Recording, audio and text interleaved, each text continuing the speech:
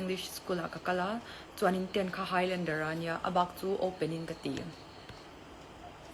elegant woman an ti chi dik takini baby elegant woman tur chuan mo kala hey ka thau thang la thama ma ka ti ka har ke mai sham energy ka lang alu tu ka ei demir de ka am de ong ka kala niri lo YouTube I vlog kan en tak vlog ringot min en tak babes vlog ringot ani chuan mo a har samya lawa katan hei katan khatyang video ron siam kha ma se ka content ta chuanin thil tlem educational lampang deu hei hun inron enta enran YouTube video pakhat kha minute som panga ni ta se in minute som panga in choral lo nan khatyang lampang hoi zong deu khanin content nei ka du mo maybe book review nei te he internan tunang laya lekha bular lu tuk ikigai chalai chuan gan shet vek karinga khatyang te kha he review te ron nei la ti lampang te ka ngei to a chicken soup for the soul hey khatyang vel kha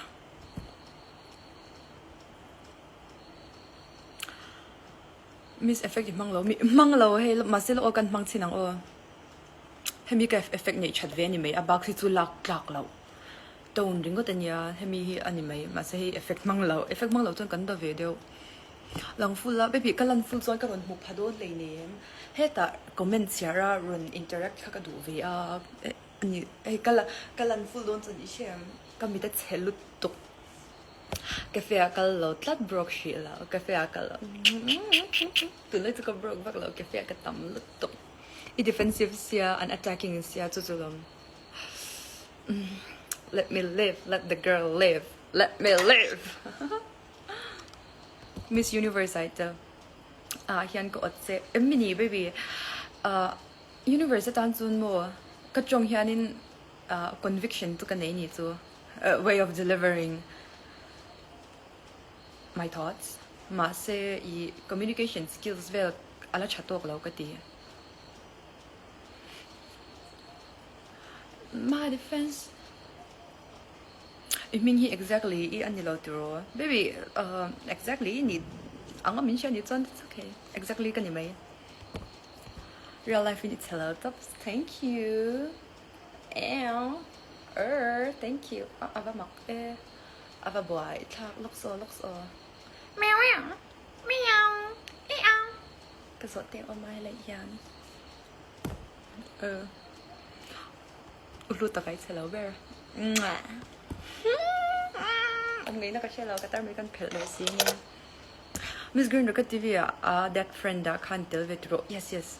ka TV zoi ma ui ka chu en to su ka mel si ka du la ka ming la min bye melody cheng nga baby tu nang la sum tel loi ning ma ti thei lo give me money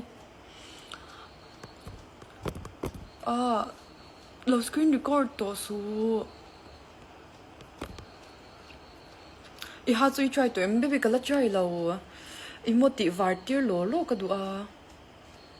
brace hi chu brace lampang kha chu lada thari la ma se coffee ke inna sata wang hen a stain na sat to pam wo he a stain da ni che thia mem avar thala wa ni chu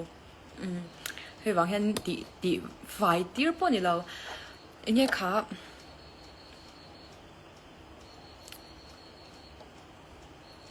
ai kha ka thei ni le ti fighter hi chu ka ti fighter ngun ni chu he kum khata voi ni voi thum te ka ti tir ta ma se ti var ka mo to in ka sia inu in mar chong a thiam me mara lo mani baby inu lo ti lang vela game sa khela miss lang hla deula baby kalan hla deu chuan ka char thei lo comments karon mu phalo je iter mit khai khongai le imo foundations cafe a sonin ramhlun indoor stadium bull foundations cafe a zain su camera fia cha yes ka phone screen ka thak tira ka phone screen ka chelo to ka mo ka camera ka a han ti chep miss wing ye zo te du ka du ve tu chon zo te kan kola ma se kan no pan lai he kan clear all so shen khanin ui kan name of family dog mizo accent ka mang lo ro ani chuan Indian English accent style an man hi จริงเราเจอหรอ Indian accent ปกติมาลม Indian accent ก็เทียมลุตุก I can use Indian English accent but it's okay it's okay we use any accent pasal ini don't to miss baby no no shows why ui kasi kanel si mo hay overgrowth to chuan a chen phe chu ka kheu thla to ni chu heng hi chu ala bet ngong ngong I kanel ti ti na ka hlat to lut to ka he ka vakal mei thei chin lawa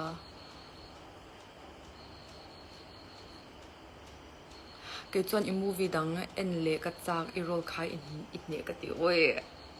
khi chuyện này bốc anh thì lâu en bốc anh en lên ngâm lâu mo baby in nu kan mo về ta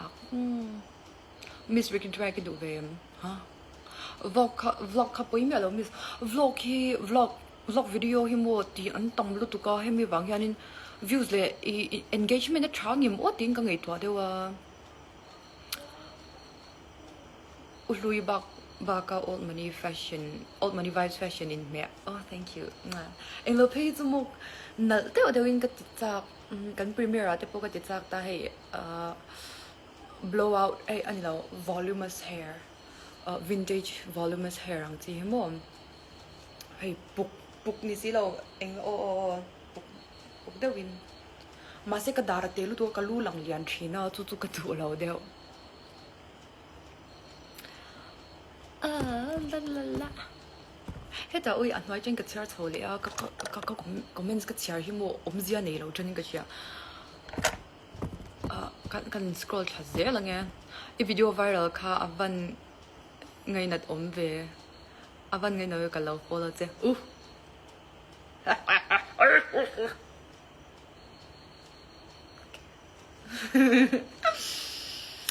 phật nó trong cái đồn hiên vô cái mấy cái lại chuyện nó hay đàn bắt cái theo chuyện là chung tênกันđâu bận lại à thiếu mình lấy saka em một bồi sa mình bé cái hay người nó cần chơi là cái hiện cái là chuyện miss graduate maybe graduate là BA final year các bạn Sunday hay cho cái em tuần lạc là lúc tục hay mình cho mình chơi theo luôn ipian một chắc cũng về lom baby một cor cả hạt to miss anh think everybody he maintain ipian anh thật imo baby diet to maintain na ni mai workout lampang hi ka ti thei vak lo wang ya nin ka diet to maintain na sa liquid diet te ka neya intermediate fasting te acha vak lo recommend vak lo ka char to a zanin chu kem hi ka char to a miss model ton ataka bilten oof thank you ka thelo em kamel chu chalo ma se ka thelo ve tivem ataka miss communication skills enhanced download soila audience ma akon confident le fluent de wa chong dante I ke ma chon mo so miss india audition kan nei ma khanin team kan nei ya mentors te chuanin min groom chhin ani chu khata khanin public speaking te chon he tiang ina akai noi chi shang min zir tir china chuanin topic min pe ya for example khati hun like khanin Russian Ukraine war kalmek like kha anita khatiang tungchang te kha min zir chian tira he a history yang te chuanin global warming te chuanin obesity tungchang te obesity in the US chuan khatiang kan zir chianga anua kan summarize a loksu o lok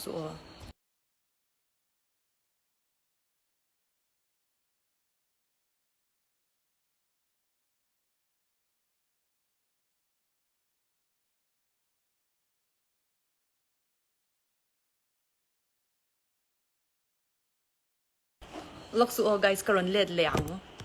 leang min lo hak lok ru